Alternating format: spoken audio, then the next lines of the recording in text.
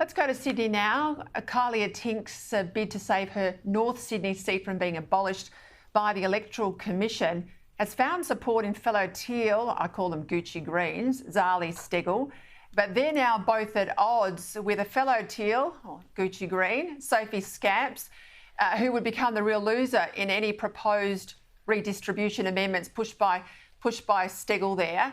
Testing loyalties, Cam, and it matters because if we end up with a hung parliament, it may not be the usual suspects, the activist Greens call these shots. It could be these women. So where do you think this is going to land?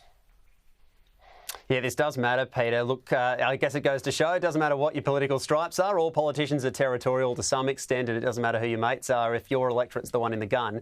Look, Kylea Tink's going to fight this all the way with the AEC. She's unlikely to win. The Electoral Commission's determined to get rid of one seat in New South Wales. She's the unlucky one there, Higgins in Victoria, and make a new one in WA as well. That's more or less where they've landed. They might move on a suburb here or there, but they seem pretty settled on the seats that are going to go. So that'll all be locked in October. I think the big question for Kylea Tink now, Peter, is what does she do next? She's ruled out running against Zali Steggall in Warringah in a sort of teal-on-teal contest, if you like. She's ruled that out, but has shown some interest in Bradfield, the other neighbouring seat, which is, of course, held by Paul Fletcher, because large sections of her seat, the Teal sections really, are going to be absorbed into Bradfield at the next election. The one complicating factor for that is you've had for some years now Nicolette Buller, who ran as a Teal at the last election and just lost. She's been calling herself the shadow member for Bradfield for some time. Not a real thing, but that's what she's been saying.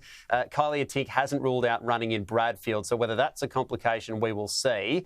But it looks like her seat's all but gone, and what she decides to do next, we'll find out in October. Not long to wait. I agree with you. I don't think any movement from the AEC on any of those changes will occur. Thank you both for the update.